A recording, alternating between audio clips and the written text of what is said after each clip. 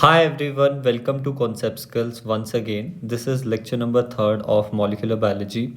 In last class, we have discussed about the double helix model of the DNA and the various formula to calculate the bonds present in the DNA, that is glycosidic, phosphoester, phosphodiester and the hydrogen bonds. Also, we have discussed the packaging of DNA in both prokaryotes and the eukaryotes. In today's class, first of all, we are going to discuss about types of chromatin, what is C value, then we will discuss about the how the genetic material is discovered, that either DNA is our genetic material, RNA is our genetic material or protein or genetic material. तो ये कैसे discover हुआ, तो उसके लिए Griffith experiment, Avery MacLeod McCarty experiment देखेंगे, Hershey Chase experiment and also in last we will discuss about the properties of the genetic material. So let's begin the class. सबसे पहले हमें we should know the difference between heterochromatin and the euchromatin. तो अगर मैं आपसे पूछूं, last class में हम डिस्कस कर चुके हैं already that what exactly chromatin means. Chromatin का मतलब बताइए। क्रोमेटिन का मतलब हमने देख लिया था कि जो एक नॉन डिवाइडिंग सेल होता है, अगर मैं आपको बताऊं, नॉन डिवाइडिंग सेल या फिर जो ग्रोइंग सेल है, ग्रोइंग सेल, उसमें न्यूक्लियस के अंदर जो हमारे पास ये ऐसा उलझा हुआ मास पड़ा हुआ है, that is actually the chromatin, right. It is actually indistinct mass of what fibres. तो बस वो ही लिख देंगे हम यहाँ पे, that chromatin is basically the indistinct mass of fibers present inside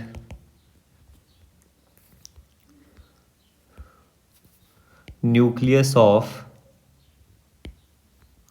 non-dividing or we can say growing cell, जो कि इंटरफेज का सेल है एक्चुअली बेसिकली, ठीक है, इंटरफेजिक सेल है, इंटरफेज सेल। अब यहाँ पर एक स्ट्रक्चर भी देख लेते हैं। तो यहाँ पे मैंने स्ट्रक्चर सारा बना दिया है, जो जो लेबलिंग्स करनी थी। अब लिखते जाते हैं। ये हमारे पास क्या है, double nuclear membrane, double nuclear membrane. Next हमारे पास ये है nuclear pore, through which proteins जो है वो साइटोप्लाज्म से अंदर की तरफ को जाएगी एंड जो आपके पास mRNA फॉर्म हुआ है वो बाहर की तरफ आएगा, ठीक है। तो यहाँ पे हम रिप्रेजेंट कर देते हैं कि बाय डायरेक्शनल फ्लो होता है चीज़ों का इसके through. Wait wait wait,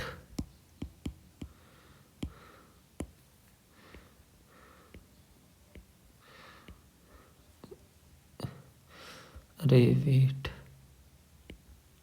right. Next हमारे पास आता है, अब देखिए ये बेसिकली जो आपको दिख रहा है सारा का सारा, ये क्रोमेटिन है अंदर प्रेजेंट। कई जगह पे ये जो है डेंसली पैक्ड है, बहुत इकट्ठे इकट्ठे प्रेजेंट है, कई जगह ये लूजली क्वाइल्ड है, लूजली पैक्ड है, राइट।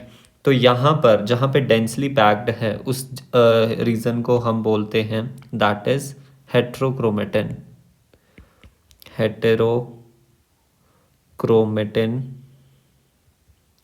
एंड जहाँ पर हमारे पास डीएनए लूजली पैक्ड है उस रीजन को हम कह देते हैं यूक्रोमेटिन। एंड ये रीजन जो है न्यूक्लियोलस, एक रीजन प्रेजेंट होता है with in nucleus, that is nucleolus and this is nucleoplasm. And ये हमारे पास प्रोटीन्स हैं जो कि फॉर्म्ड हुई है इन साइटोप्लाज्म।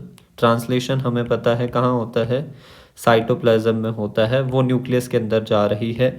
और ये येलो जो स्ट्रक्चर आपको दिख रहा है, दिस इज़ एक्चुअली व्हाट, ये हमारे पास राइबोसोमल यूनिट्स हैं। राइबोसोम कहाँ फॉर्म होते हैं? राइबोसोम न्यूक्लियोलस में फॉर्म होते हैं, तो राइबोसोमल सब यूनिट्स। एंड हमें पता है जो ट्रांसक्रिप्शन प्रोसेस होती है, दैट इज़ डीएनए से जो आरएनए बनता है वो भी कहाँ पे बनता है? वो हमारे पास न्यूक्लियस के अंदर ही प्रेजेंट होता है। अब क्रोमेटिन जो है, सिर्फ क्रोमेटिन ही नहीं प्रेजेंट होता उसमें, यहाँ पे आप रिप्रेजेंट कर सकते हो बीच बीच में। वेट, कौन सा कलर ले, थोड़ा डार्क सा लेते हैं। हाँ, यहाँ पर ऐसा कुछ स्ट्रक्चर आपको देखने को मिलेगा। हमें पता है ना क्रोमेटिन की, अगर मैं आपसे कॉम्पोजिशन पूछूं तो कैसी होगी? क्रोमेटिन में हमारे पास डीएनए होता है एंड हिस्टोन प्रोटीन होती है, तो एटलीस्ट आप हिस्टोन को तो दिखा ही सकते हो। तो ये हिस्टोन है जो वेरियस स्ट्रक्चर से मैं दिखा रहा हूँ। This is actually what, histone. Wait, histone protein है ये। अब हमारे पास कुछ बचा यहाँ पे लेबल करने के लिए। हाँ, ये जो आपके पास आउटर मेम्ब्रेन है, outer and inner membrane, outer and inner membrane, इनके बीच में हमारे पास क्या प्रेजेंट होता है? बीच में प्रेजेंट होगा पेरीन्यूक्लियर स्पेस। और जो आउटर मेम्ब्रेन होती है उसके साथ हमारे पास अटैच्ड रहता है एंडोप्लाज्मिक रेटिकुलम, ER, और बेसिकली वो RER ही होता है। सो this is the structure of, typical structure of nucleus. Nucleus का ये क्या है? टिपिकल स्ट्रक्चर है।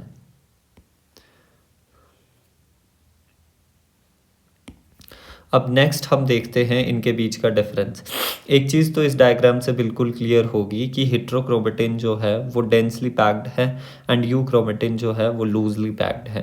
तो पहला डिफरेंस ये ही है इनके बीच, दैट हेट्रोक्रोमेटिन में हमारे पास क्या प्रेजेंट होगा? डेंसली पैक्ड डीएनए प्रेजेंट होगा। डेंसली और हाईली क्वाइल्ड डीएनए, और इसमें लूजली क्वाइल्ड डीएनए होगा यूक्रोमेटिन में। तो जब आप स्टेनिंग करोगे, मुझे एक चीज़ बताना, तो स्टेनिंग में ज़्यादा डार्क कौन दिखेगा? ऑब्वियसली हेट्रोक्रोमेटिन ही दिखेगा क्योंकि वो डेंसली पैक्ड है। तो ये darkly stained region and this is lightly stand.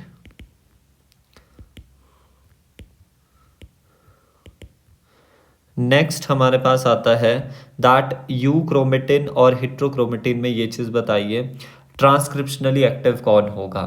देखिए, ट्रांसक्रिप्शनली एक्टिव नाम से ही पता चल रहा है, यू मीन्स ट्रू, तो ट्रू वाला जो है वो ट्रांसक्रिप्शनली एक्टिव होगा क्योंकि वो एक्चुअली लूजली पैक्ड है। लूजली पैक्ड है तो जीन्स जो यहाँ पे प्रेजेंट होंगे डिफरेंट रीजन्स में वो अपने आप को एक्सप्रेस कर पाएंगे।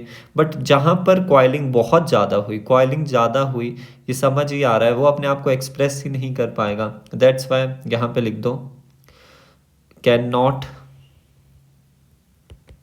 Express itself, express themselves। तो ये कैसे होंगे? यहाँ पे इनएक्टिव जीन प्रेजेंट होंगे, यानी वो ट्रांसक्रिप्शनली इनएक्टिव होंगे, ट्रांसक्रिप्शनली इनएक्टिव। और यहाँ पर एक्टिव जीन होंगे, यानी ट्रांसक्रिप्शनली इनएक्टिव जीन्स, यहाँ पे एक्टिव जीन्स प्रेजेंट होंगे। So that's all about heterochromatin and euchromatin. C value just एक लाइन है, that total amount of DNA present in the haploid set of chromosome. तो haploid set का क्या मतलब होता है? हैप्लॉइड का मतलब बताइए मेरे को, हैप्लॉइड सेट का।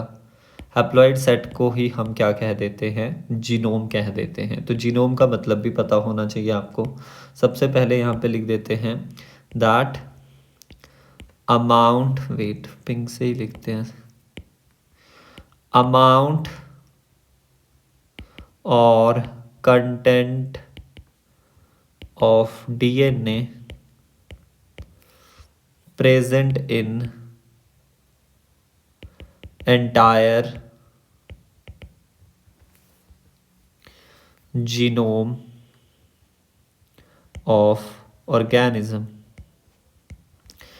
और जीनोम को हम समझ सकते हैं दैट जीनोम इज, और सी वैल्यू को याद रखना, मेजर इन पिकोग्राम्स। सबसे पहले सी वैल्यू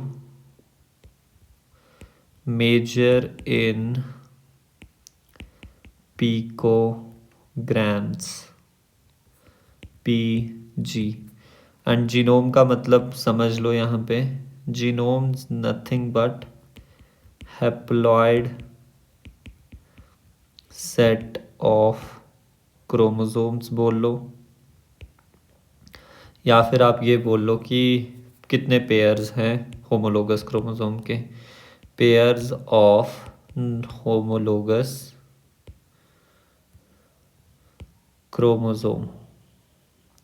जैसे कि if we talk about human, तो ह्यूमन में जीनोम की अगर बात की तो कितने क्रोमोसोम आएंगे, देखिए वी हैव 46 क्रोमोसोम, बट हमने लेने हैं हैप्लॉइड सेट में। हमें पता है 2n कंडीशन होती है, यानी 23 पेयर्स होते हैं। तो हमें 23 क्रोमोसोम को कंसीडर करना है, सिर्फ 23 क्रोमोसोम के जेनेटिक मटेरियल को हमें कंसीडर करना है। तो ये सारा हमने डिस्कस कर लिया। अब नेक्स्ट देख लेते हैं 3 चीज़ों के बीच difference, transformation, conjugation and the transduction. Transformation का सिंपली मतलब है कि जो आपके पास बैक्टीरिया है, लेट्स से ये एक बैक्टीरिया है और इसका जीनोम बनाए अगर हम, ये बैक्टीरिया का जीनोम है और ये सराउंडिंग मीडियम में क्या है, डीएनए के फ्रेगमेंट्स प्रेजेंट है। तो अगर ये सराउंडिंग मीडियम से इसे ले रहा है, ये जेनेटिक मटेरियल किसी और ऑर्गेनिज्म का इनकॉर्पोरेट कर रहा है अपने अंदर, तो ये एक्चुअली क्या होगी, ट्रांसफॉर्मेशन होगी, कोई फिजिकल कांटेक्ट नहीं हुआ।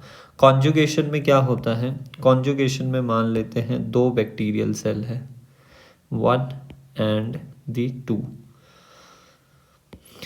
अब इनके बीच माना कि कोई कनेक्शन बना, एक फिजिकल कनेक्शन बना, एक ये हो गया और एक ये हो गया। तो ये फिजिकल कनेक्शन बन रहा है और ये एक का जेनेटिक मटेरियल है, वेट, ये एक का जेनेटिक मटेरियल है और ये दूसरे का जेनेटिक मटेरियल है। तो 2 डिफरेंट स्ट्रेन्स हैं और मानते हैं कि इसका जीनोम हमारे पास इसके अंदर चले गया।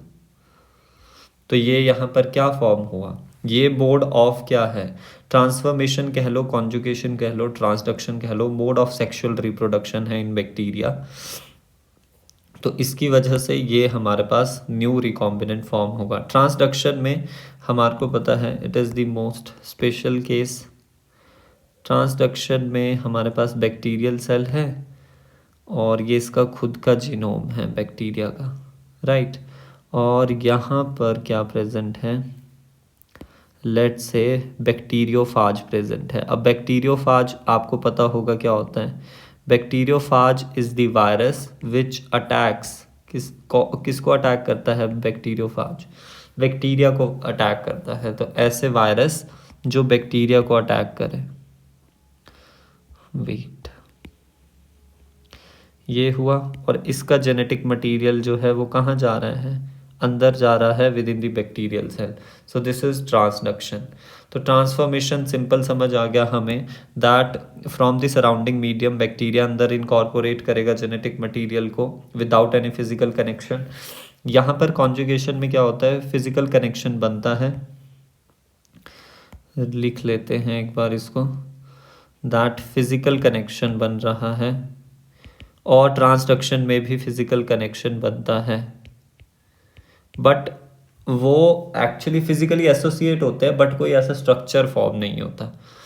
तो ट्रांसडक्शन में हमारे पास बैक्टीरियोफाज इन्वॉल्व होता है which is attacking the bacteria. तो ट्रांसफॉर्मेशन, कॉन्जुगेशन एंड ट्रांसडक्शन हम डिस्कस कर चुके हैं। तो अब सबसे पहले देख लेते हैं जेनेटिक मटेरियल की जो सर्च हिस्ट्री है, उसमें सबसे पहले हमारे पास एक्सपेरिमेंट जो हुआ था that is Griffith transformation experiment.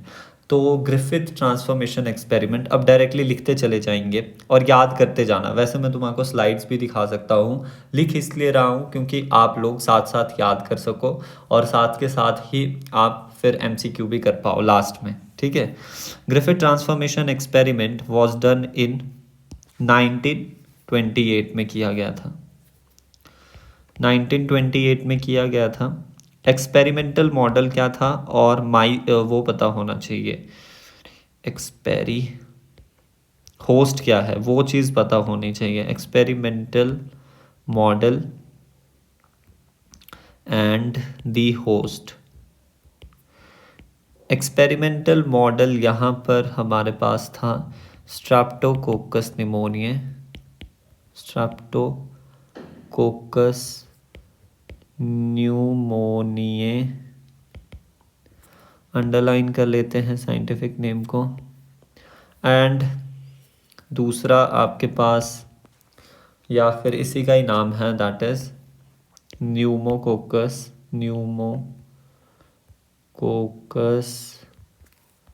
न्यूमोनिए, right. और ये एक्चुअली कैसा बैक्टीरिया है, कोकस हम बोल रहे हैं तो ऑब्वियसली स्फेरिकल होगा, बट याद रखना डिप्लोकोकस है, डिप्लोकोकस। यानी आपके पास दो ऐसे बैक्टीरिया साथ में प्रेजेंट होंगी, दो की एक्चुअली क्या होगा, एग्रीगेट होगा। होस्ट यहाँ पर माइस था, चूहा। अब जो स्ट्रेप्टोकोकस निमोनिया था ना, इसकी एक्चुअली दो स्ट्रेन्स ली थी, तो हम लिख देते हैं that streptococcus occur in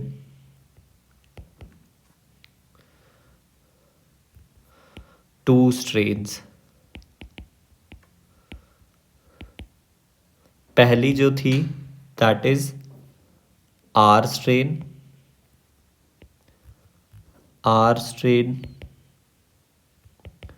and S strain. R में भी जो थी वो टाइप 2 ली थी एंड एस में भी जो थी वो टाइप 3 ली थी। तो आपको पता होनी चाहिए दोनों strain R and S strain है। मोर प्रिसाइजली और more specifically it is R2 strain and S3 strain. अब इन R2 एंड R3 स्ट्रेन के बीच हम डिफरेंसेस देख लेते हैं। फर्स्ट ऑफ ऑल यहाँ पे लिखेंगे R strain and the S strain. R strain and S strain के बीच मेन पॉइंट्स हम डिस्कस करेंगे। फर्स्ट ऑफ ऑल तो ये ही है, नेम सजेस्ट ही कर रहा है, R refer for rough strain होगी ये, एंड ये स्मूथ स्ट्रेन होगी।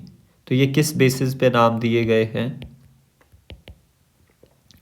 दैट जो R स्ट्रेन होती है उसमें कोई भी कैप्सूल प्रेजेंट नहीं होता, कैप्सूल एब्सेंट। और यहाँ पर स्मूथ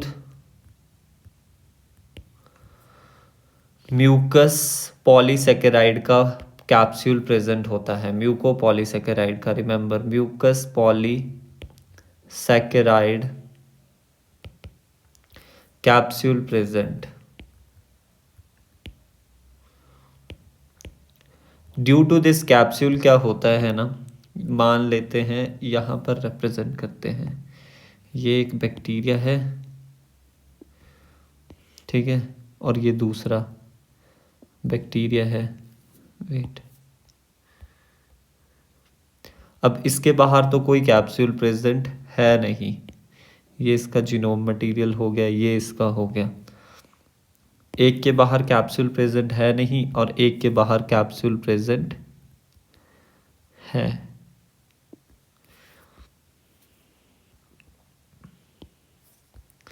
ये कैप्सूल प्रेजेंट है, तो इसको कैप्सूल को थोड़ा सा कैसे बनाएं, अच्छा बना देते हैं, देखने में थोड़ा लगे कि हाँ ये स्मूथ वाली कॉलोनी है।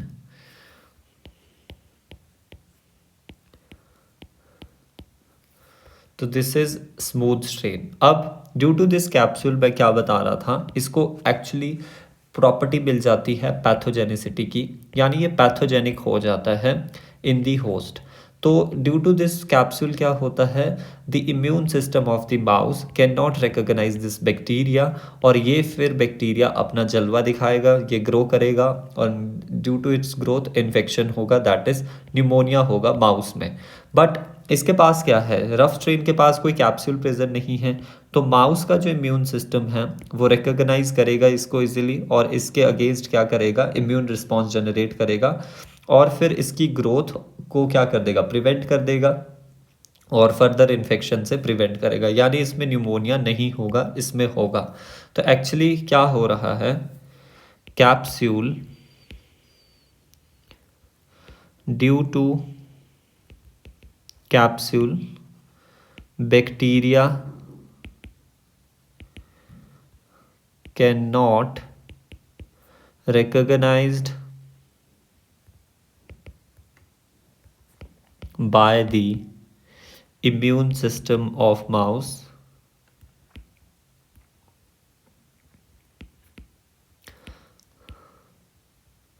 and it will cause pneumonia in the host. Pneumonia in mouse, जो कि एक्चुअली होस्ट है। तो आर स्ट्रेन एक्चुअली कैसी हो गई, बल्कि एस स्ट्रेन कैसी होगी, पैथोजेनिक हो गई, डिजीज कॉजिंग, या फिर बोल लो विरुलेंट होगी। और ये जो आपके पास है आर स्ट्रेन, ये non pathogenic and non virulent होगी।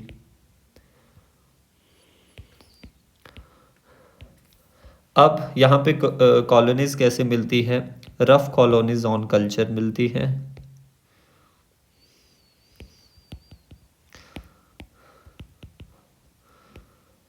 ऑन कल्चरिंग, एंड यहाँ पर स्मूथ ग्लिसनिंग, ग्लिसनिंग का मतलब होता है चमकदार, smooth glistening colonies of bacteria are in produce.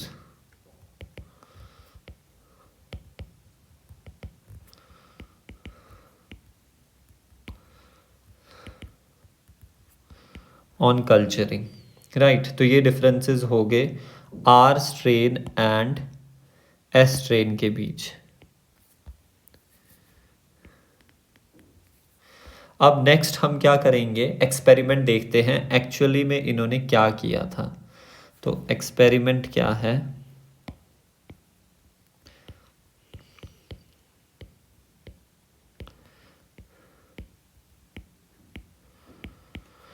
सबसे पहले इन्होंने क्या किया, लाइव आर लिया, राइट, लाइव आर, ऐसे लिखने की आदत डालो, लाइव आर स्ट्रेन को क्या किया, इंजेक्ट कर दिया, किसमें, माउस में कर दिया, इंजेक्टेड इन माउस। फिर दूसरे केस में इन्होंने क्या किया, यहां पर मैं इसका कलर चेंज करूं, वेट, ग्रीन करते हैं, राइट। नेक्स्ट अब हमारे पास आता है दैट इन्होंने लाइव एस लिया, 3 स्टेन ली। नेक्स्ट में इन्होंने क्या किया, लाइव क्या लिया, नहीं, नेक्स्ट में इन्होंने हीट किल्ड एस लिया था, हीट किल्ड एस। एस की कौन सी स्ट्रेन है, स्ट्रेन याद रखने के लिए है, थर्ड। फिर इससे नेक्स्ट में उन्होंने क्या किया, हीट किल्ड एस तो लिया ही लिया,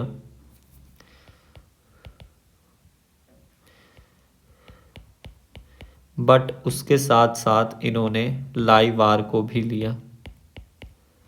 तो अब 1 बाय 1 हम देखेंगे कि रिजल्ट्स कैसे मिले। ठीक है, ये माउस में ही इंजेक्ट करते गए, यहाँ पे भी माउस पे इंजेक्ट किया, यहाँ पे भी माउस में इंजेक्ट किया। अब जब लाइव आर डालेंगे, अब मैंने आपको रीज़न यहाँ पे एक्सप्लेन कर दिया कौन पैथोजेनिक है कौन नॉन पैथोजेनिक है। तो लाइव आर का सबसे पहले आपने ये सोचना है कि इट इज़ पैथोजेनिक और non pathogenic. It is non pathogenic, यानी ये माउस में डिजीज़ कॉज नहीं करवाएगा, उसकी डेथ नहीं होगी। तो ऑब्वियसली जब माउस में उन्होंने डाला तो कैसी होगी, लाइव माउस ऑब्टेन हुआ। नेक्स्ट केस में हमारे पास लाइव S3 स्टेन है। S represents for smooth colonies and smooth represents की कैप्सूल प्रेजेंट होगा। कैप्सूल जो है वो क्या प्रोवाइड करता है, it will provide the pathogenicity, वो उसको पैथोजेनिक बनाता है, यानी वो माउस में क्या डिजीज कॉज करवा सकता है, दैट इज न्यूमोनिया। तो यहाँ पर माउस की क्या हो जाएगी, डेड माउस हमारे पास मिलेगा। नेक्स्ट केस क्या है, that heat killed S strain आपने लिया है। हीट किल्ड एस ट्रेन का क्या मतलब है कि आपने एस ट्रेन को क्या कर दिया, किल कर दिया। किल कर दिया तो यानी उसकी एक्चुअली क्या होगी, आप पैथोजेनिसिटी एक्चुअली में उसकी ख़त्म होगी। तो वो माउस में जब आपने इंजेक्ट भी किया तो माउस में वो क्या होगा, एस्ट्रेन डालने पर भी, बट वो एस्ट्रेन कैसी है, हीट किल्ड है, रिमेंबर दैट थिंग। तो उसकी वजह से माउस जो है वो सरवाइव करेगा। तो लाइव माउस हमें यहाँ पर देखने को मिलेगा। नेक्स्ट हमारे पास आता है दैट हीट किल्ड एस्ट्रेन है एंड लाइव आर स्ट्रेन है। हीट किल्ड एस्ट्रेन का क्या मतलब है, ये ही कि उससे तो हमारे पास माउस की जो है वो डेथ नहीं होने वाली, बट लाइव आर है तो इसमें उनको कुछ इंटरेस्टिंग मिला और उधर से हमारे पास डेड माउस उनके पास मिला। वेट, डेड माउस हमारे पास यहाँ से मिला। अब ग्रिफिथ को ये वाला केस जो है वो काफ़ी इंटरेस्टिंग लगा।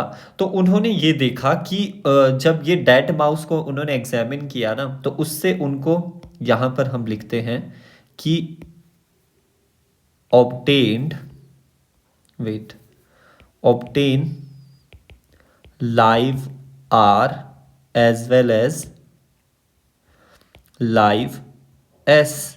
ये उनको पॉइंट काफ़ी इंटरेस्टिंग लगा कि दैट लाइव एस तो हमने डाला ही नहीं था, इनकॉर्पोरेट ही नहीं किया बैक्टीरिया के अंदर, तो लाइव एस फॉर्म हुए कैसे। तो उन्होंने ये कंक्लूड किया कि लाइव आर में एक्चुअली क्या हुआ होगा, सराउंडिंग मीडियम से कुछ गया होगा। सराउंडिंग मीडियम से वो एक्चुअली डीएनए गया था। डीएनए किसका गया था, हीट किल्ड एस ट्रेन का गया था, जिसकी वजह से उस एस ट्रेन, जब एस का डीएनए जो है लाइव आर के अंदर जाएगा, ये लाइव आर का डीएनए है, लाइव आर है और ये आर का डीएनए है। बट जब एस ट्रेन का भी डीएनए अंदर जाएगा, मान लेते हैं कि एस ट्रेन का डीएनए है, तो अपने आप को वो एक्सप्रेस करेगा। एक्सप्रेस यानी कि वो प्रोटीन फॉर्म करेगा, यानी ऐसी प्रोटीन भी वो फॉर्म करेगा जो कैप्सूल बनाएगी। तो इसके अराउंड अब कैप्सूल बन गया, दैट्स वाई ये लाइव एस में ट्रांसफॉर्म हो गया। तो कंक्लूजन क्या है वो हम यहाँ पे लिखते हैं, वेट, कंक्लूजन, कंक्लूजन हमारे पास ये है that there is something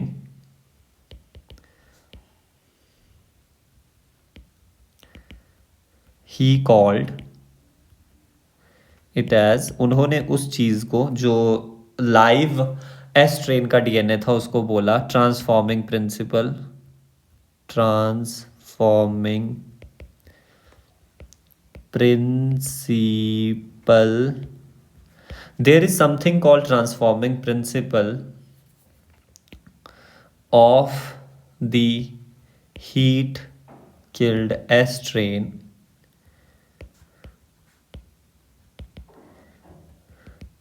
gets incorporate into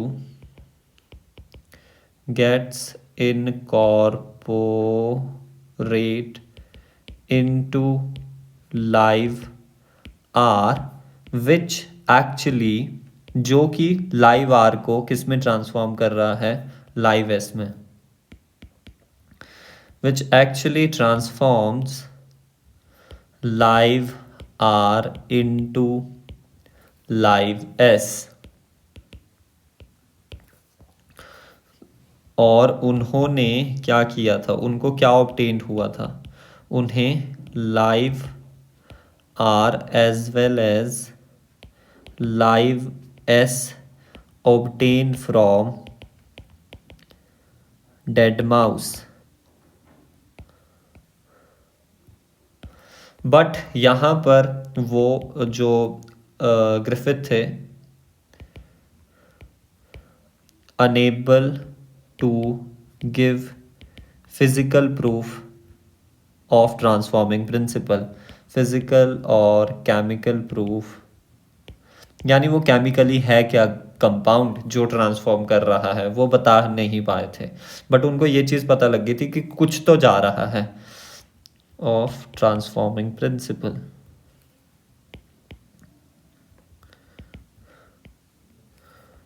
principal that is actually DNA. फिर उसे प्रूव करने के लिए हमारे पास नेक्स्ट एक्सपेरिमेंट हुआ। तो ये ग्रिफिथ ट्रांसफॉर्मेशन एक्सपेरिमेंट हमने देख लिया, ये सब कुछ हम डिस्कस कर चुके हैं ऑलरेडी। तो यहाँ पे देखो डायग्राम में बहुत अच्छे से समझाया हुआ है दैट सबसे पहले क्या लिया, टाइप R2 स्ट्रेन लिया जो कि लिविंग है। तो वो कैसा है, नॉन विरुलेंट है, यानी कुछ नहीं करेगा माउस में जाएगा, डिजीज कॉज करने की कोशिश करेगा, बट माउस का इम्यून सिस्टम रिकॉग्नाइज कर लेगा और उन्हें क्या कर देगा, फिर यहाँ पे किल कर देगा। तो यहाँ पे सरवाइव हुआ माउस, नो बैक्टीरिया रिकवर्ड, कोई बैक्टीरिया रिकवर्ड नहीं हुए। बैक्टीरिया विद पॉलीसेकेराइड कैप्सूल यानी कि स्मूथ S3 स्ट्रेन जो है वो ली, दैट इज एक्चुअली विरुलेंट। वो जब आपने इंजेक्ट की तो माइस जो है वो डाई कर जाएगा। विरुलेंट बैक्टीरिया रिकवर्ड, S3 जो है वो ही इस माउस से क्या किए गए, रिकवर्ड। इस वाले माउस से क्या रिकवर्ड किए गए, नो बैक्टीरिया रिकवर्ड। ये चीज़ भी पता होनी चाहिए। इसमें हम ये नहीं लिख सकते कि R2 स्ट्रेन जो है वो रिकवर्ड की गई, क्यों, बिकॉज जो R2 स्ट्रेन है that is actually devastated or killed by the immune system of the mouse. Next is type S3 strain, जब वो हीट किल्ड है, यहाँ पर लिविंग थी, यहाँ पे हीट किल्ड है। तो जब आपने उसे लिया, उसे इंजेक्ट किया तो माउस सरवाइव करेगा, कोई भी बैक्टीरिया यहाँ पे रिकवर नहीं हुआ। ये पॉइंट थोड़ा नया है, इसे याद रखना कि कैसा बैक्टीरिया आप रिकवर करोगे। एंड नेक्स्ट हमारे पास क्या है कि टाइप 2 आपने क्या लिया, R2 स्ट्रेन लिया जो कि लिविंग है, एंड S3 स्ट्रेन लिया बट वो हीट किल्ड है। तो जब आपने माउस देखा तो वो डेड माउस मिला और उससे आपने type S3 virulent bacteria recovered. Actually दोनों ही रिकवर हुए थे, बट मोर प्रिसाइजली आपको ये बताना है डेथ अगर कॉज हुई है तो ऑब्वियसली S3 की वजह से होगी। दैट्स वाई हमें ये पॉइंट नोट करवाना है। तो इसे मैं स्टार मार्क कर लेता हूँ बिकॉज इट इज़ इम्पॉर्टेंट। ये वाली चीज़ इम्पॉर्टेंट है यहाँ पर, ये आप ध्यान रखना। अब नेक्स्ट हमारे पास आता है अवेरी, मैकलियड एंड मैकार्टी का एक्सपेरिमेंट, जो कि एक्चुअली 16 साल बाद हुआ था, यानी 1944 में हुआ है। इन्होंने एक्चुअली प्रूव कर दिया था, finally prove that DNA is the genetic material. DNA is our genetic material, or we can say DNA is genetic material of most organisms. यहाँ पर एक बार देख लेते हैं, कुछ स्लाइड है, नहीं बना के दिखाना पड़ेगा। तो देखो क्या किया था, सबसे पहले 3 टेस्ट ट्यूब्स ली थी, फटाफट देखेंगे। ये पहली, ये दूसरी और ये तीसरी। फर्स्ट केस में हमने क्या लिया,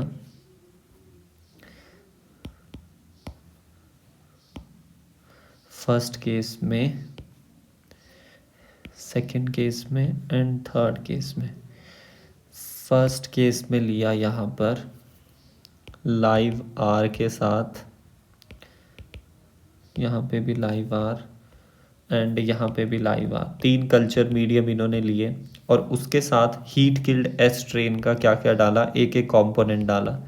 heat killed type 3 S strain का हमने क्या डाला, सबसे पहले आरएनए डाला, फिर उन्होंने हीट किल्ड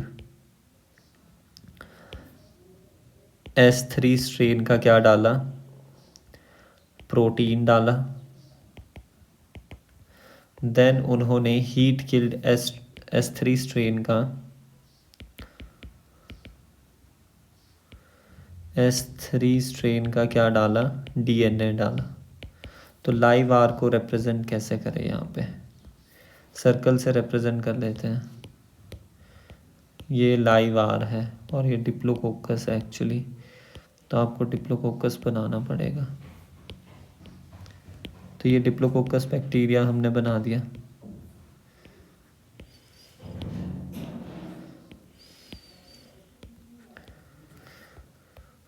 यहाँ पे भी हमने डिप्लोकोकस बैक्टीरिया बना देते हैं, वेट।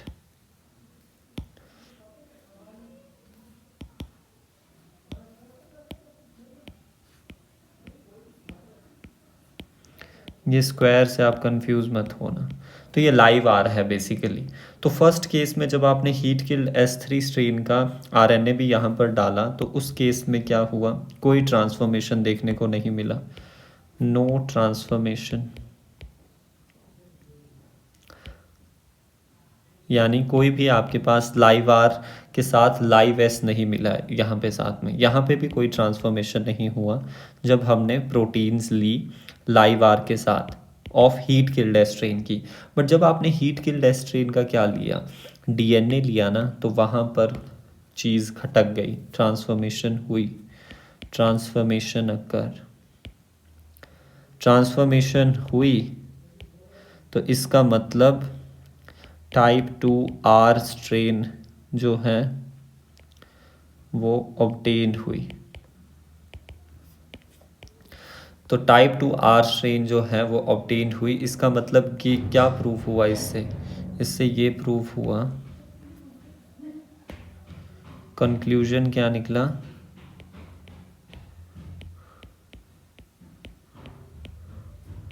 कंक्लूजन ये निकला that DNA of type 3S जो कि हीट किल थी, टाइप 3S स्ट्रेन जो है जो कि हीट किल्ड की थी, DNA of S3 strain gets incorporated into live R strain by transformation, thus the bacteria, thus the जो आपके पास R strain है ट्रांसफॉर्म इनटू किस में होगी, लाइव एस स्ट्रेन। और इसी को ही प्रूव करने के लिए कुछ आगे और भी किया गया कि ये सॉलिड प्रूफ हो जाए। तो अभी देखते हैं, ये हमने अवेरी मैक्लियड एंड मैकार्टी का एक्सपेरिमेंट देख लिया। So to reconfirm that DNA is the genetic material, उन्होंने प्रोटीनेज कुछ नहीं होता, प्रोटीएज, आरएनएज एंड डीएनएज को यूज़ किया इन थर्ड स्टेप इंडिविजुअली। जो आपके पास ये थर्ड था ना एक्सपेरिमेंट, ये इसमें इंडिविजुअली उन्होंने पहले प्रोटीएज डाला, फिर उन्होंने आरएनएज डाला, फिर उन्होंने डीएनएज डाला। तो जब सबसे पहले उन्होंने प्रोटीएज डाला तो उसमें उनको क्या दिखा, ट्रांसफॉर्मेशन स्टिल हो रही थी। जब आरएनएस डाला तो भी ट्रांसफॉर्मेशन हो रही थी, बट जब डीएनएस डाला तो कोई ट्रांसफॉर्मेशन नहीं हो रही थी। क्यों? बिकॉज यहाँ पर जो हीट किल्ड एस्ट्रेन का डीएनए होगा, डीएनएस डालने पर वो डीएनए को डाइजेस्ट कर देगा।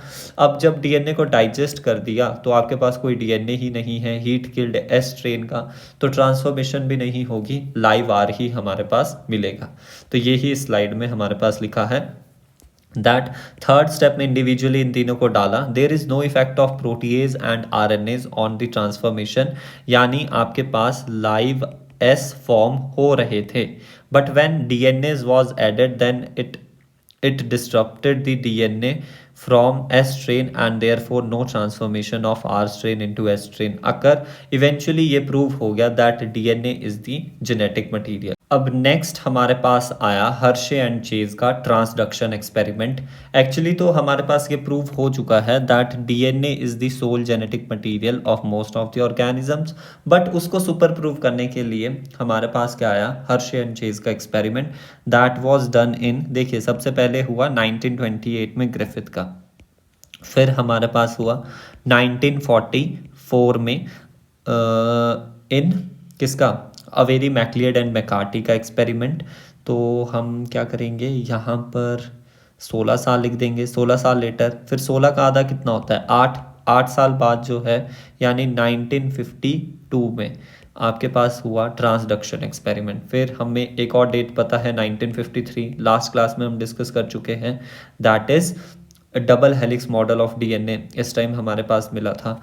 और बिल्कुल स्टार्टिंग में अगर आपको याद होगा तो हमने 1869 को भी याद किया था, जिसमें कि न्यूक्लिक एसिड जो है वो डिस्कवर हुआ था, न्यूक्लिक एसिड की डिस्कवरी हुई थी। तो इतनी डेट्स अभी तक हमें पता है। फिर उसके बाद एक और डेट हमें पता है, दैट इज़ 9 साल बाद मैंने आपको बताया था, दैट इज़ 1962 में WWE से याद कराया था, WWC, Watson and Crick and Wilkins को नोबेल प्राइज मिला था for their contribution in the genetics. अब हमारे पास आता है हर्शी एंड चेज का ट्रांसडक्शन एक्सपेरिमेंट जो कि हुआ है 1952 में। तो इनका एक्सपेरिमेंटल मॉडल क्या था वो पता होना चाहिए। Experimental model and the host. Experimental model यहाँ पर बैक्टीरियोफाज था, रिमेंबर बैक्टीरियोफाज, उसमें भी स्पेसिफिकली T2 फाज था, एक T4 फाज भी होता है वो नहीं था, T2 फाज था। एंड T2 फाज का genetic material double stranded DNA होता है, और कैसा होता है, लीनियर डीएनए होता है। ये थोड़ी बहुत चीज़ें आपको पता होनी चाहिए।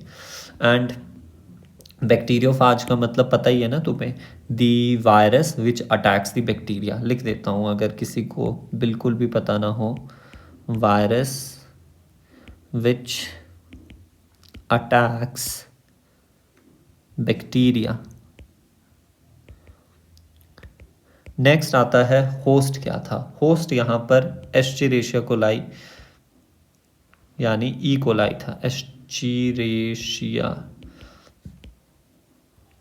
कोलाई, जिसे हम यूजुअली ई कोलाई से रिप्रेजेंट करते हैं। अब आपको दो चीज़ पता होनी चाहिए कि फॉस्फेट एंड सल्फर किसका पार्ट है। देखिए फॉस्फेट जो है वो बेसिकली कहाँ प्रेजेंट होता है, डीएनए में प्रेजेंट होता है। एंड सल्फर हमारे पास पता है, सल्फर कंटेनिंग अमाइनो एसिड होते हैं। देखिए सल्फर कंटेनिंग अमीनो एसिड के लिए मैंने आपको ट्रिक बताई थी MC से हो जाएगा methionine, MC methionine and the cysteine, right. तो हमें पता है सल्फर किसका पार्ट हो गया, अमीनो एसिड अगर आप बोल रहे हो तो सल्फर एक्चुअली प्रोटीन का पार्ट हुआ, राइट। इतनी चीज़ आपको पता होनी चाहिए। तो उन्होंने बैक्टीरिया लिए, बैक्टीरियोफाज लिए, उनको कल्चर कराया दो मीडियम में, बैक्टीरियोफाज या फिर लिख देते हैं T2 फाज, छोटा पड़ेगा हमारे लिए, T2 phage culture in 2 different mediums. एक मीडियम जो था, 2 मीडियम लिए गए, वेट, पहला मीडियम जो था उसमें हमारे पास क्या प्रेजेंट था, P32 आइसोटोप, ये रेडियो एक्टिव है, यहाँ पे रेडियो एक्टिव आइसोटोप्स लिए, रेडियो एक्टिव आइसोटोप्स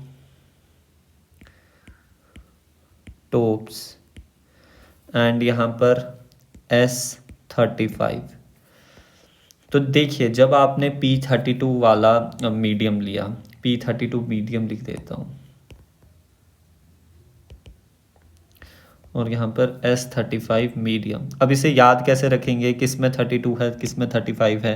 देखिए 35 में 5 आ रहा है और S में भी 5 आता है, तो that means S35 and P32 phosphate के साथ प्रेजेंट होगा। ये रेडियो एक्टिव आइसोटोप के दो मीडियम लिए जिसमें कि हमें T2 फाज को कल्चर करवाना है। अगर आप फाज का स्ट्रक्चर देखें, यहाँ पर मैं फाज का स्ट्रक्चर बनाता हूँ। नॉर्मल फाज कैसा होता है, ये आ गया हेड, ये आ गया इसका नेक वाला पार्ट शीथ, और ये टेल फाइबर आ गए।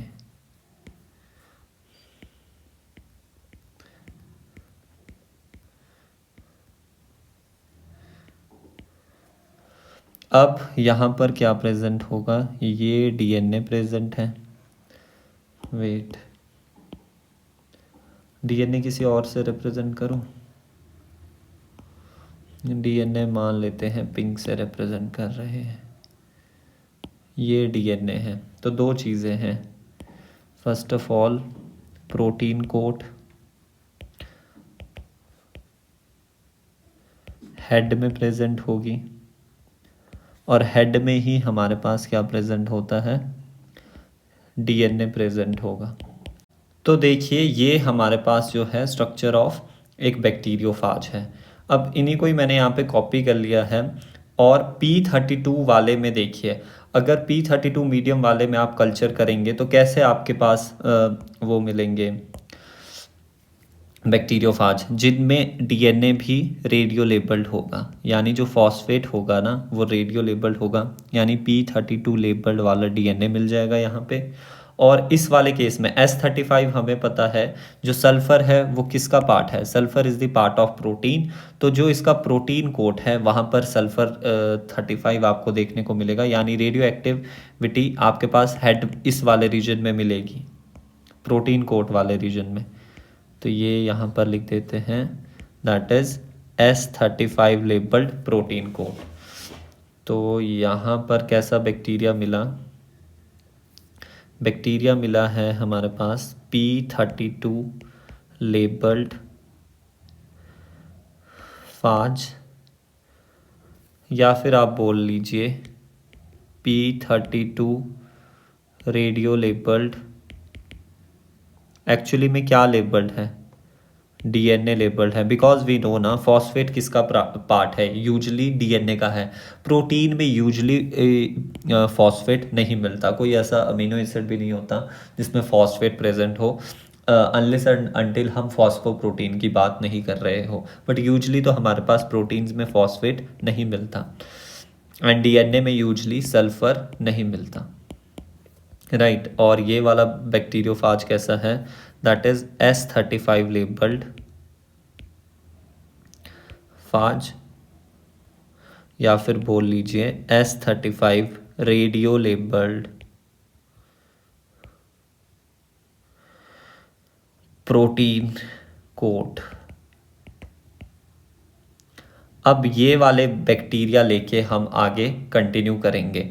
तीन आपके पास स्टेप्स मिलेंगे हमारे पास। एक सबसे पहले, ये अभी तक हम ये डिस्कस कर चुके हैं ये कब कब हुआ, एंड यहाँ पर इस डायग्राम में आप देखिए क्लियरली देख सकते हैं कि एक बैक्टीरिया है, उस पे हमारे पास जो फाजेस हैं वो अटैक कर रहे हैं। वो अपना ये जो जीनोमिक मटेरियल है वो उसको अपने इस बैक्टीरिया के साथ क्या कर देंगे, इनकॉर्पोरेट करेंगे, उसके अंदर डालेंगे। तो ये फिजिकल कनेक्शन दिखाया है, और इसको एक्चुअली क्या बोलेंगे, ट्रांसडक्शन। ये एक्चुअली क्या हो रहा है, ट्रांसडक्शन हो रहा है। यहाँ पे लिख देते हैं, वेट,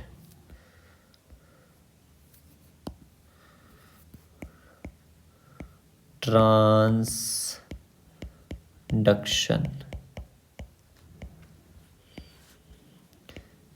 ये अपना जीनोमिक मटेरियल अंदर के लिए डाल रहा है, राइट।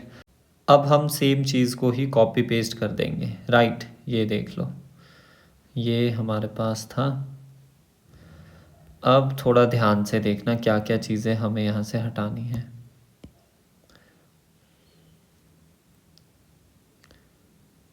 ये हो गया। तो दो बैक्टीरिया है हमारे पास, दो टाइप के बैक्टीरियोफाज है। एक है हमारे पास P32 लेबल्ड और एक है S35 लेबल्ड। तो यहाँ पे 3 स्टेप्स होंगे। एक्सपेरिमेंट लिखते हैं। एक्सपेरिमेंट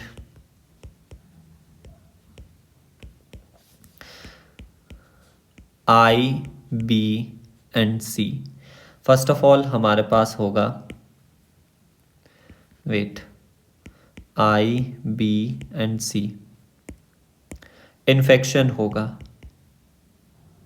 इन्फेक्शन का सिंपली मतलब है कि जो ये बैक्टीरियोफाज आपने बनाए हैं, ये बैक्टीरिया को अटैक करेंगे। तो दो डिफरेंट चीज़ें यहाँ पर हो रही होगी। तो बीच पे हम पार्टीशन डालते हैं।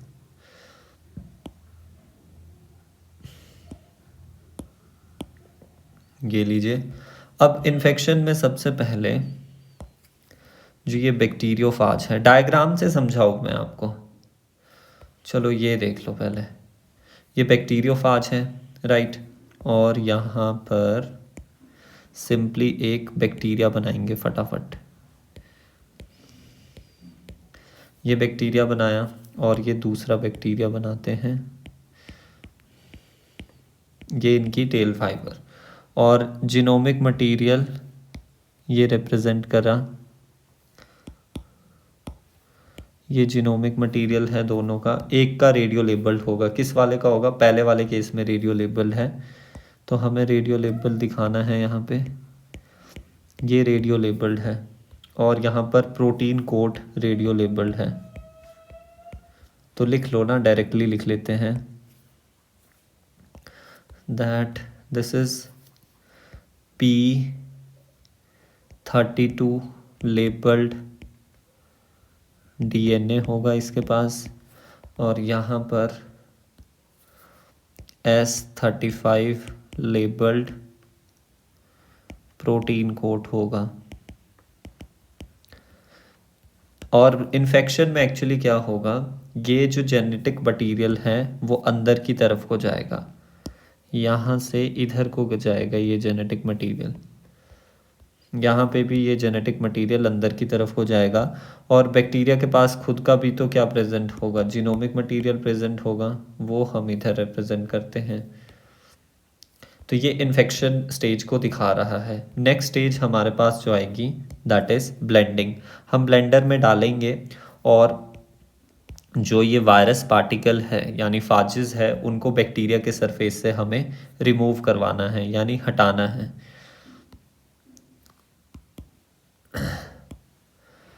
वेट, ये पहला और ये यहाँ पर दूसरा। अब फाज को कैसे बनाएंगे? फाज यहाँ पे बनाते हैं जो सेपरेट हो चुका है एक्चुअली।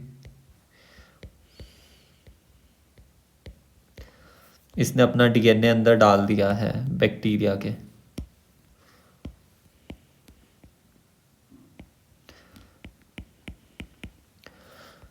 और ये बैक्टीरिया का जेनेटिक मटेरियल और ये बैक्टीरिया का जेनेटिक मटेरियल। और यहाँ पर क्या हुआ है, वायरस का जेनेटिक मटेरियल भी आ गया है।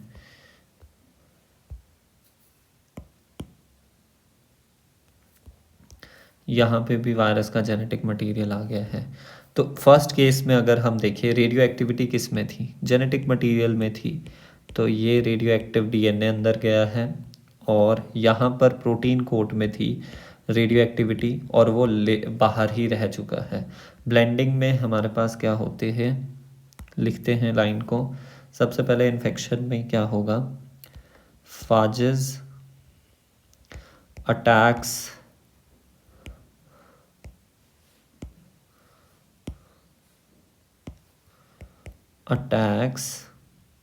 or bind on to the surface of E. coli and introduce their genetic material।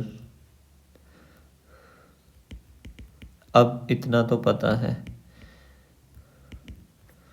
यानी डीएनए की बात हो रही है, इनटू ई कोलाई। यही हुआ है दैट फाजेस क्या हुए, बाइंड किए बैक्टीरिया के सरफेस पे और फिर वो अपना जेनेटिक मटेरियल को अंदर इनकॉर्पोरेट कर रहे हैं। दोनों के केस में चाहे P32 लेबल्ड हो या फिर S35 लेबल्ड फाज हो। और ब्लेंडर में क्या होता है, ब्लेंडर प्रो स्टेप नहीं है, सॉरी, ब्लेंडिंग प्रोसेस है। ब्लेंडर में एक्चुअली डालते हैं।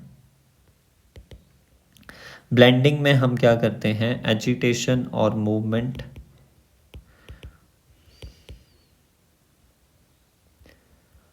done so that phages get separated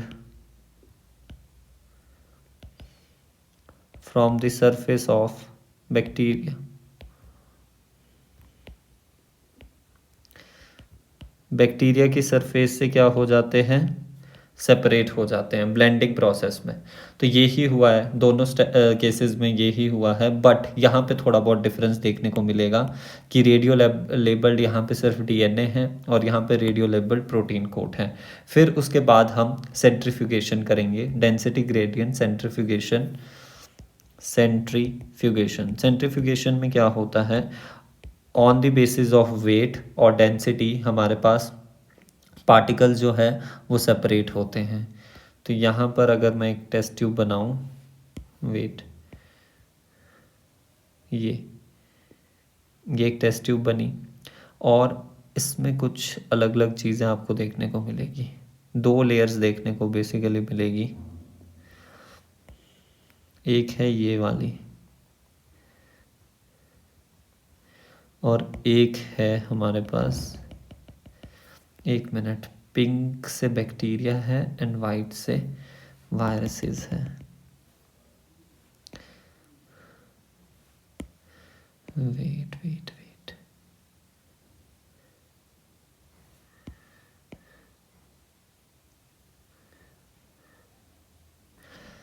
यहाँ पर सबसे ऊपर क्या आएगा, डेंसिटी के बेसिस में बोला ना, तो भारी क्या होता है, वायरस होगा कि बैक्टीरिया होगा। ऑब्वियसली बैक्टीरिया होगा तो वो नीचे सेटल डाउन हो जाएगा। तो ये हमारे पास बैक्टीरिया आ जाएंगे यहाँ पे, वो सेटल डाउन हो गए। एंड ऊपर तो हमारे पास वायरसेस ही प्रेजेंट होंगे।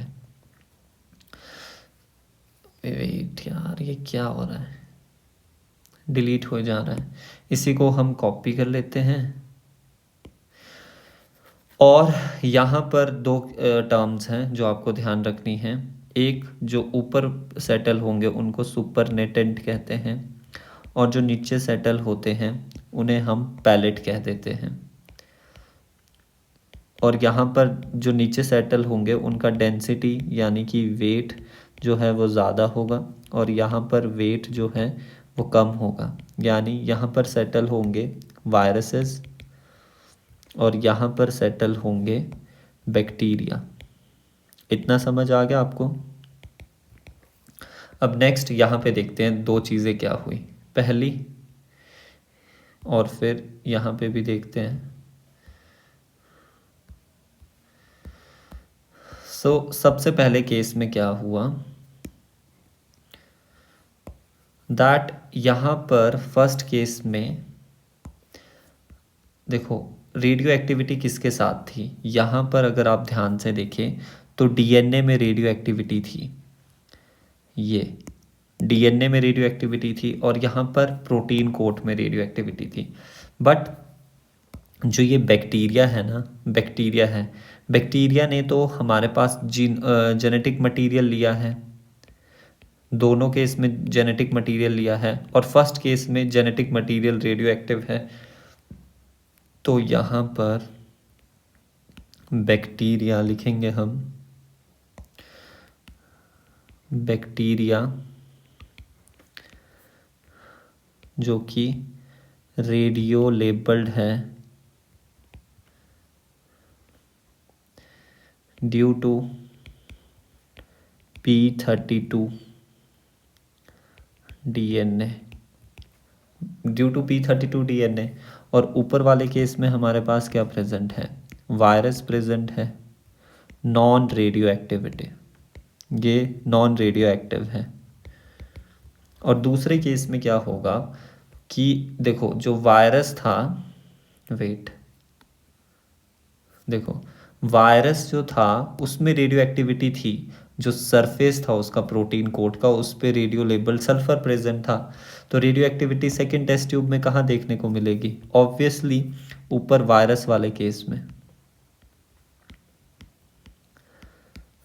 तो यहाँ पे हम लिखेंगे, पीछे वाले केस में क्या लिखा, बैक्टीरिया रेडियो लेबल्ड, यहाँ पे वायरस रेडियो लेबल्ड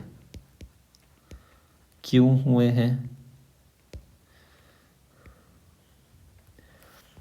क्यों हुए हैं ये radio labelled, due to S35 labelled protein code, right. और यहाँ पे जो बैक्टीरिया मिलेंगे वो मिलेंगे नॉन रेडियो एक्टिव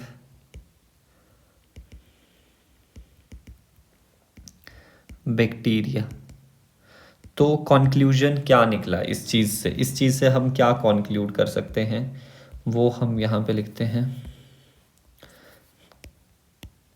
कंक्लूजन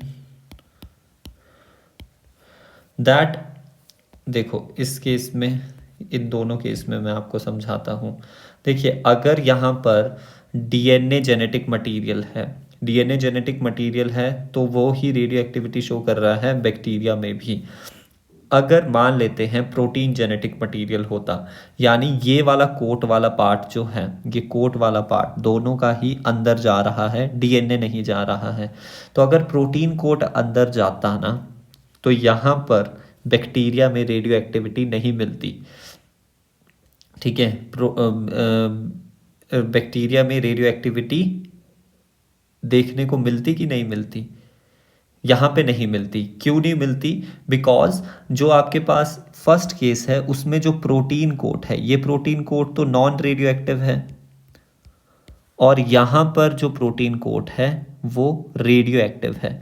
तो यहाँ पर जब बैक्टीरिया के अंदर प्रोटीन कोट गया तो रेडियो एक्टिविटी यहाँ देखने को मिलेगी बैक्टीरिया के केस में, और यहाँ पर बैक्टीरिया के केस में रेडियो एक्टिव देखने को नहीं मिलेगी। बट इससे उल्टा हुआ है, रेडियो एक्टिविटी बैक्टीरिया में देखने को मिली है। क्यों देखने को मिली है, बैक्टीरिया तो रेडियो लेबल नहीं था, क्योंकि बैक्टीरिया के अंदर जो P32 लेबल्ड बैक्टीरियोफाज का डीएनए है वो इनकॉर्पोरेट हुआ है, और वो P32 लेबल्ड क्या है, रेडियो एक्टिव है, और वो कहाँ से आया है, फाज से आया है। दिस मीन्स जो डीएनए है वो ही ट्रांसमिट हुआ है into the bacteria from the phage, phage से डीएनए गया है दोनों केस में। तो कंक्लूजन ये ही है that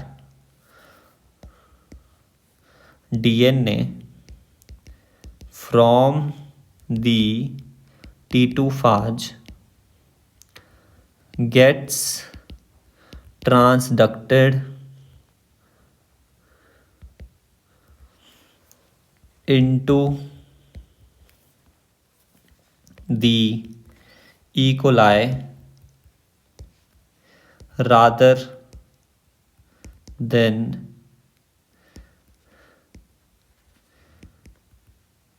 protein coat of the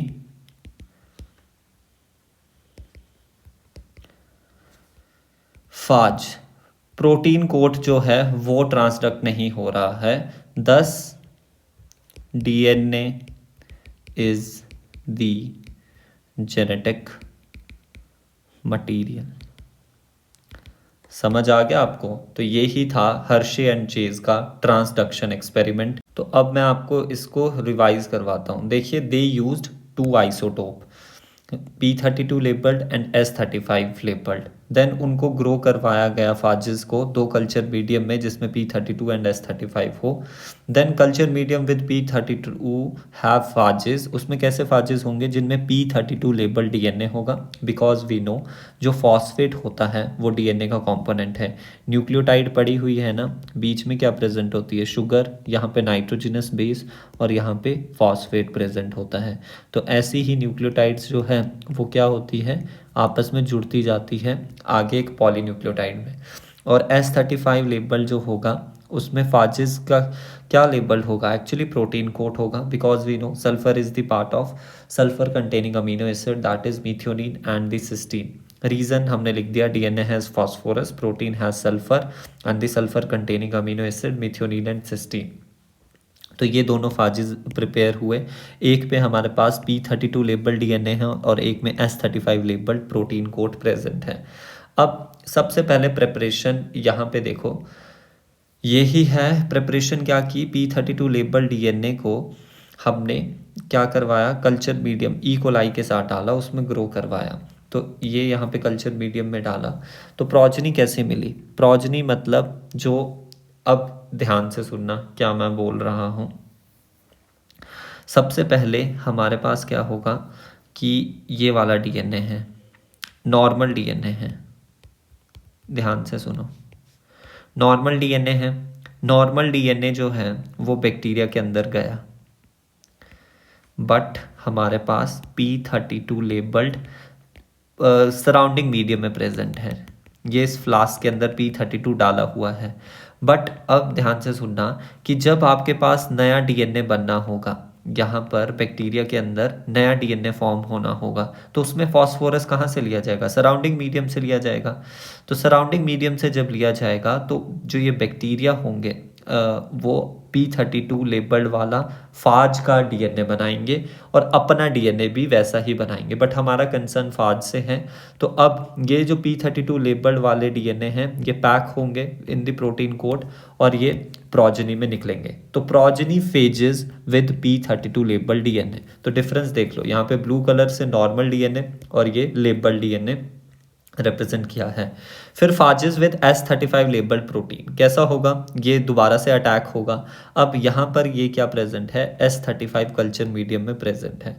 तो इसको यहाँ पे एक्चुअली रिप्रेजेंट करना चाहिए, इनको किया क्यों नहीं है इन्होंने, वेट, और इसको येलो से रिप्रेजेंट करना चाहिए, येलो से दिख नहीं रहा तो ब्लू से कर देते हैं।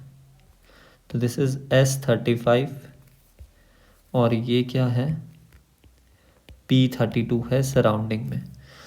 अब यहाँ पर जब S35 हुआ तो जब न्यू प्रोटीन कोट बनना होगा, ऐसे पार्टिकल्स बनेंगे विद इन द बैक्टीरिया, तो उसके लिए सल्फर कहाँ से, सराउंडिंग से लिया जाएगा और ये फिर रेडियो एक्टिव हो जाएगा।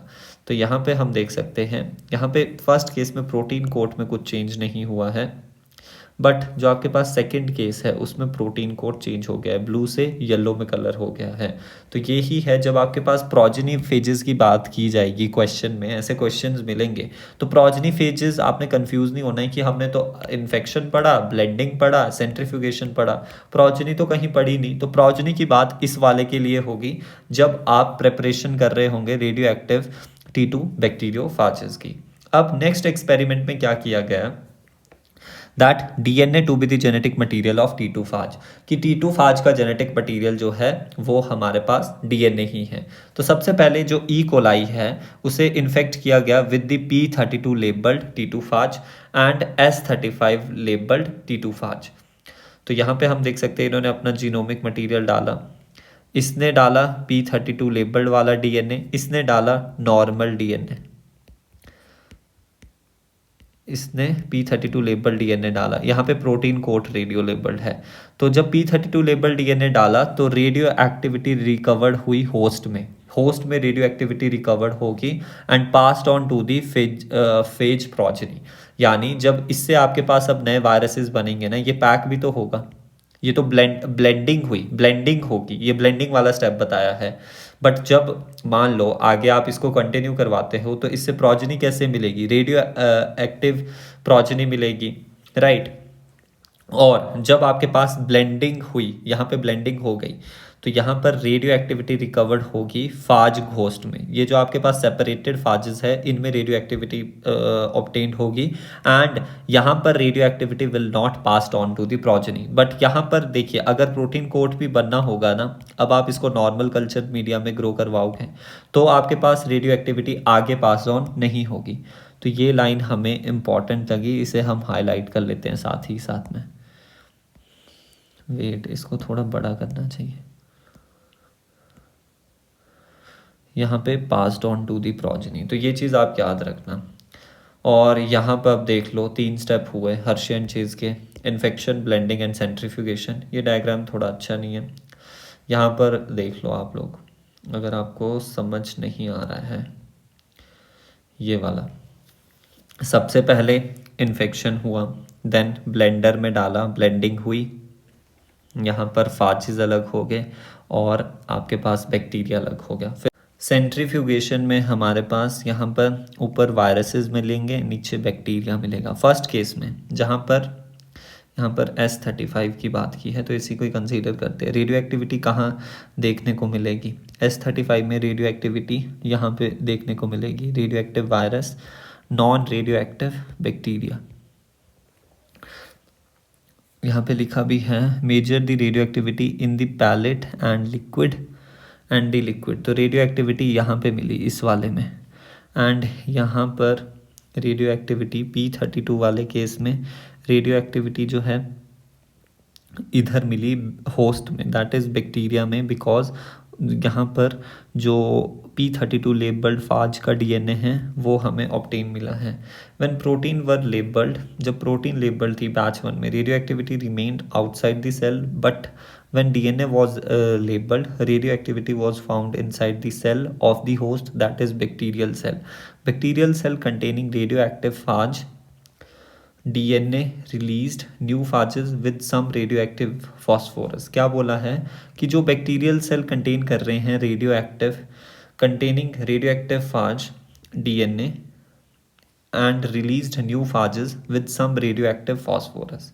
न्यू फाजेस ऐसे निकालेंगे वो जिसमें रेडियो एक्टिविटी हमें देखने को मिलेगी due to the phosphorus. And phage DNA enter the bacterial cell but phage protein did not. Phage का DNA एंटर करता है, प्रोटीन नहीं करती। हर्शियन चेज कंक्लूड करते हैं DNA not protein function as the genetic material of the T2 phage. वो T2 फाज के लिए बताया गया है। तो मोस्ट ऑर्गेनिज्म के लिए फिर यही इन्फ्रेंस निकाला कि DNA ही जेनेटिक मटीरियल है। अब हम थोड़ा सा बात करते हैं जेनेटिक मटीरियल की क्या क्या प्रॉपर्टीज़ होनी चाहिए, तो वो मैंने डायरेक्टली यहाँ पे लिख दी है हमारा टाइम सेव करने के लिए, बिकॉज आगे काफ़ी सारे क्वेश्चंस हैं।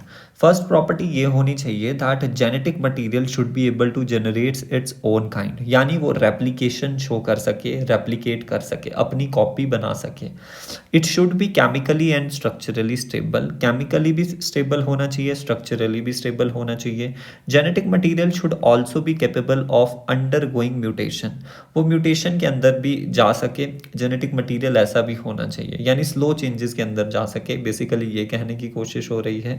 एंटी जेनेटिक तभी हमारे पास एवोल्यूशन भी हो पाएगा। Genetic material should be able to transmit faithfully to the next generation as Mendelian character, यानी जेनेटिक मटेरियल ऐसा होना चाहिए वो अपने आप को मेंडेलियन करेक्टर की तरह भी एक्सप्रेस कर पाए, यानी वो प्रोटीन सिंथेसाइज कर पाए अपने से।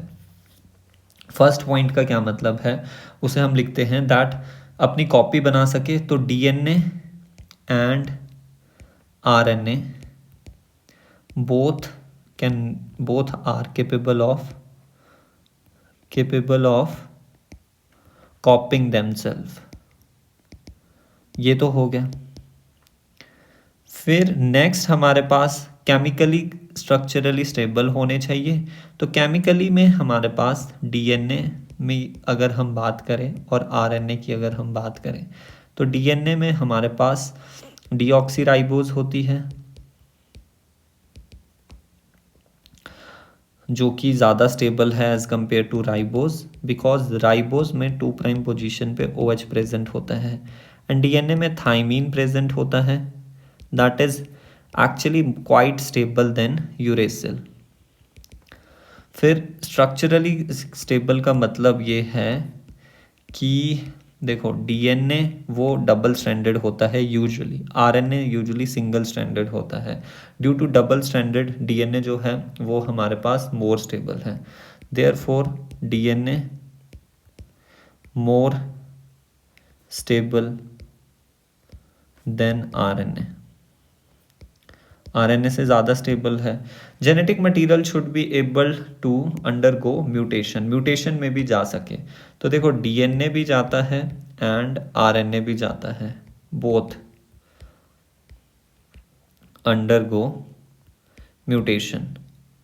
बट आरएनए जो है वो फास्टर म्यूटेशन शो करता है, बिकॉज वो फास्टर म्यूटेशन शो करता है बिकॉज वो लेस स्टेबल है, more reactive है due to the OH on the second position of the sugar and due to the uracil, more reactive, and this mutation is actually needed for evolution.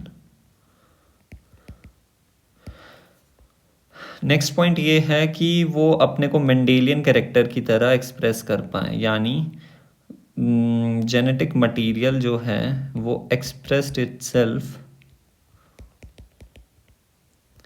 As Mendelian character का क्या मतलब है कि वो protein बना सके, right. अब यहाँ पे लिखा है that DNA and RNA capable होते हैं डुप्लीकेट देमसेल्फ, प्रोटीन नहीं कर पाती डुप्लीकेट। आरएनए डुप्लीकेट कहाँ होता है, ये वाला पॉइंट भी मैं आपको बता देता हूँ। आरएनए डुप्लीकेट इन रेट्रोवायरसेस, रेट्रोवायरसेस में क्या होता है, वायरल क्या प्रेजेंट होता है, आरएनए, उससे बनता है कॉम्प्लीमेंट्री डीएनए, फिर डीएनए से दोबारा से क्या बना, आरएनए बना एंड देन प्रोटीन बनी। तो देखो यहाँ पर एक्चुअली वायरल आरएनए से आरएनए बन रहा है।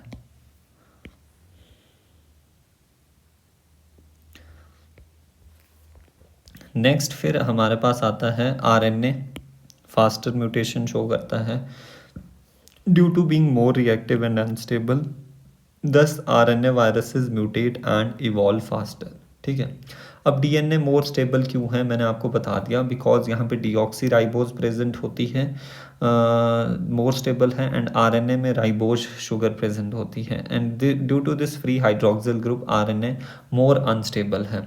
ऑल्सो डीएनए जो है that is usually double stranded होता है और ये सिंगल स्ट्रैंडेड होता है। यहाँ पर थायमीन प्रेजेंट होती है, थायमीन, और यहाँ पर यूरेसिल प्रेजेंट होती है।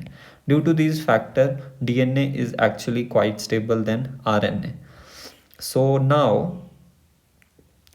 Hair we comes to the end of this lecture, और अब हम थोड़ी बहुत ब्रेनस्टॉर्मिंग करेंगे, थोड़ी बहुत क्विज देखेंगे, क्वेश्चंस देखेंगे। So let's quickly discuss them. First question is, if one chain of DNA has the sequence of this, then the other chain will have complementary sequence of what? तो हम बना लेते हैं, इसके आगे क्या होगा, T T C G A G T C, because we know adenine always pair with thymine by 2 hydrogen bond and guanine always pair with cytosine। तो ये किसके साथ मैच कर रहा है, फोर्थ के साथ, तो fourth is the answer. The distance between two consecutive base pair of DNA, we know, अगर हम डीएनए के स्ट्रक्चर को देखें,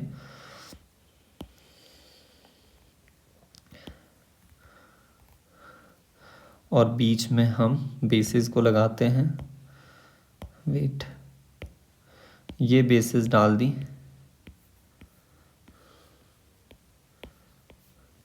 तो जो दो बेसिस हैं, दो बेसिस के बीच का डिस्टेंस जो है that is actually 0.34, base pair, consecutive base pair के बीच 0.34 नैनोमीटर होता है।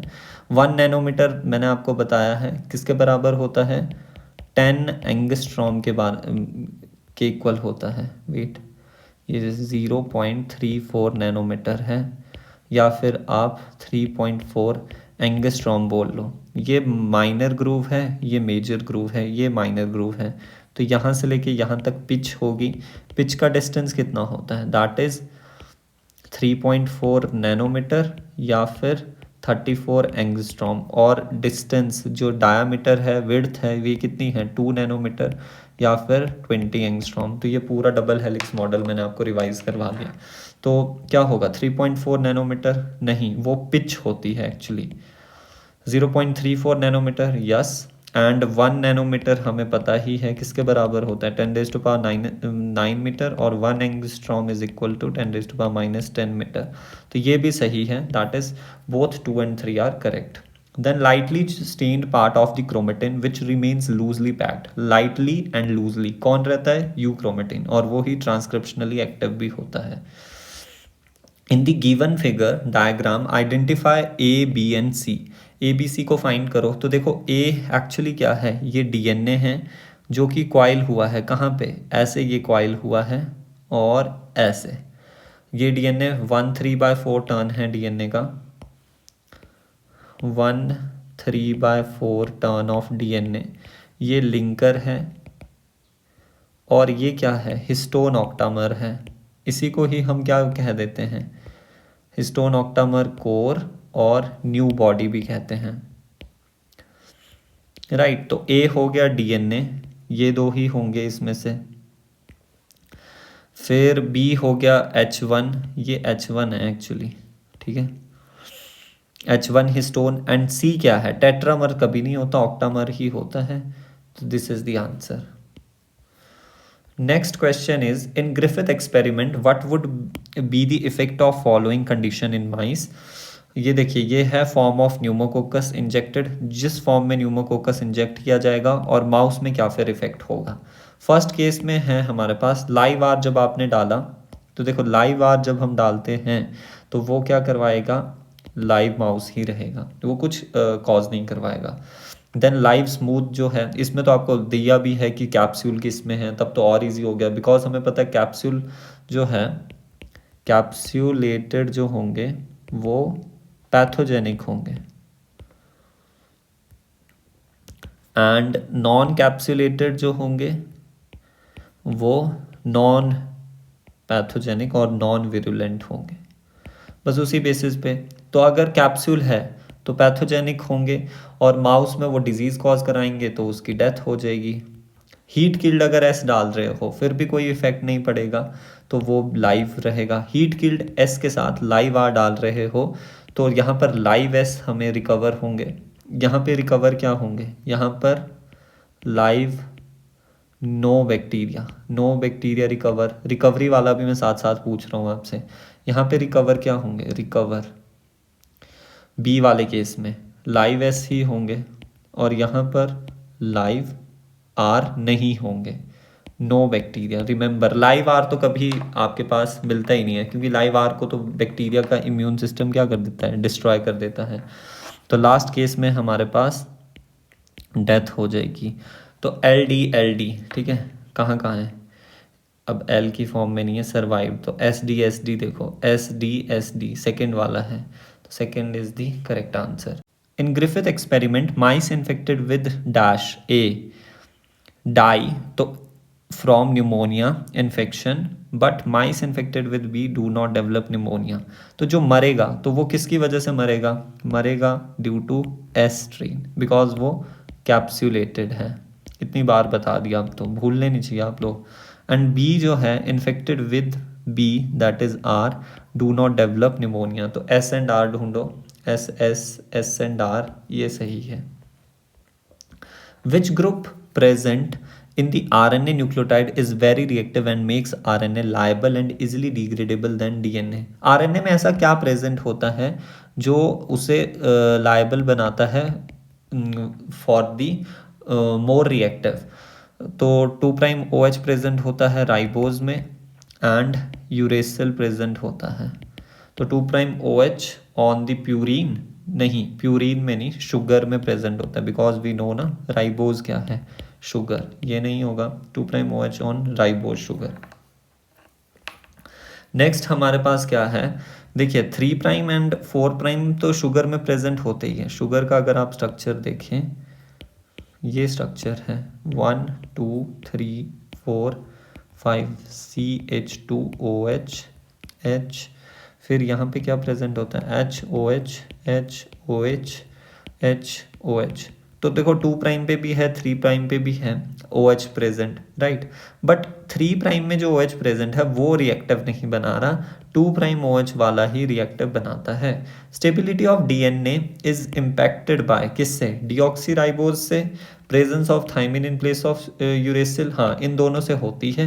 दैट्स वाई इसका आंसर बोथ 1 and 2 हो जाएगा। Next, DNA and RNA both have, दोनों में क्या प्रेजेंट होगा?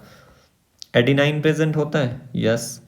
देखो तीन चीज ये है, प्यूरीन एंड पिरिमिडीन है, ये प्यूरीन ये पिरिमिडीन, ये भी बोथ में होता है, ये भी दोनों में होगा, ये भी दोनों में होगा। ये RNA में प्रेजेंट होता है यूरेसिल, और थाइमिन जो है सिर्फ DNA में प्रेजेंट होता है। ग्वानाइन भी दोनों में होगा, साइटोसिन भी, यूरेसिल नहीं होता। फॉस्फेट भी दोनों में प्रेजेंट होगा, ऑब्वियसली फॉस्फेट तो न्यूक्लियोटाइड का पार्ट ही है।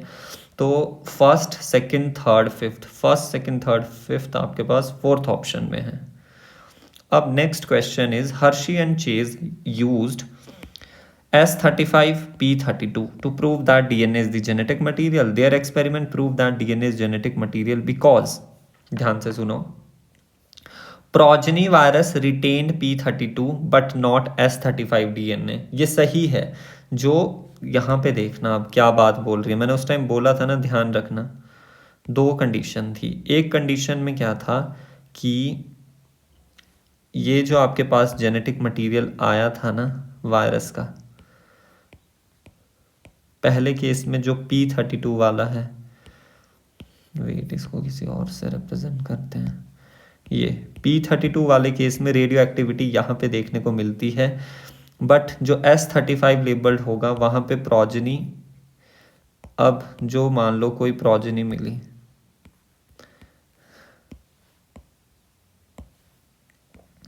यहाँ से ये प्रोजनी मिली और यहाँ से ये प्रोजनी मिली वायरसेस की, बनेगी प्रोजनी।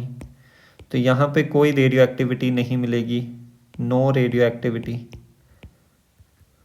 इन प्रोजनी। बल्कि इस केस में क्या होगा, यहाँ पर P32 वाले लेबल्ड में रेडियो एक्टिविटी देखने को मिलेगी। तो ये P32 है, रेडियो एक्टिविटी इन प्रोजनी देखने को मिलेगी, ये सही है। Retention of P32 in progeny virus indicate that DNA was passed on. जो P32 है वो क्या रिप्रेजेंट कर रही है? वो ये रिप्रेजेंट कर रही है प्रोजनी में कि इंडिकेट DNA पास हुआ है। ऑब्वियसली अगर मान लो ये ही पास नहीं हुआ होता, वायरस से ये आया ही नहीं हुआ होता, तो यहाँ से कोई प्रोजनी बननी ही नहीं थी, फाज ही नहीं बनना था, राइट। देन ये भी सही है। Then loss of S35 in progeny indicate that protein were not passed on। ये ही represent कर रहा है कि अगर आपके पास progeny में S35 प्रेजेंट नहीं है, यानी यहाँ पे प्रोटीन कोट में कोई रेडियो एक्टिविटी शो नहीं हो रही, इसका मतलब जो आपके पास वायरस था उसमें S35 लेबल्ड वाला पार्ट था वो बाहर ही रह गया। तो इस क्वेश्चन का answer all of the above हो जाएगा। तो आई थिंक ये काफ़ी अच्छा क्वेश्चन था। Next, isotope used by Hershey and chase, अभी बताया था कैसे याद रखना है, S35 में आ रहा है एंड रिमेनिंग 32, तो S35 एंड P32 फर्स्ट ही इसका आंसर है। Next, in Hershey and Chase experiment radio active P32 was use to culture bacteriophage which resulted in radio active, क्या बनेगा उससे? रेडियो एक्टिव हमारे पास वायरस का DNA बनेगा, बैक्टीरिया का कैप्सूल नहीं, वायरल प्रोटीन नहीं। कैप्सूल जो है बैक्टीरिया का तो कभी भी नहीं बन पाएगा, वायरल प्रोटीन जो है that will form due to S35। So that's it for today. I think यही आज का लेक्चर है। आई होप आपके सारे जो भी डाउट्स थे इस टॉपिक को लेके, सर्च ऑफ जेनेटिक मटेरियल को, वो क्लियर हो गए होंगे। हमने प्रॉब्लम से समझा है, मेन है इसमें आपके पास कि एक्सपेरिमेंटल मॉडल क्या है, होस्ट क्या है, और फिर आपके पास एक्सपेरिमेंट एक्चुअली है क्या है, यानी मोटा मोटा सब कुछ ही इम्पॉर्टेंट है। बट आपको न्यूमेरिकल प्रॉब्लम इससे जो ट्रांसडक्शन वाला पार्ट है उससे ज़्यादा अच्छे से आपको आनी चाहिए करनी. So I hope you enjoyed the session. If you really like the session, please hit the like button. Do comments अगर आपको कुछ doubt हो, and whatever you like to comment. And don't forget to subscribe to my channel. Till then, happy learning. We will meet in next class.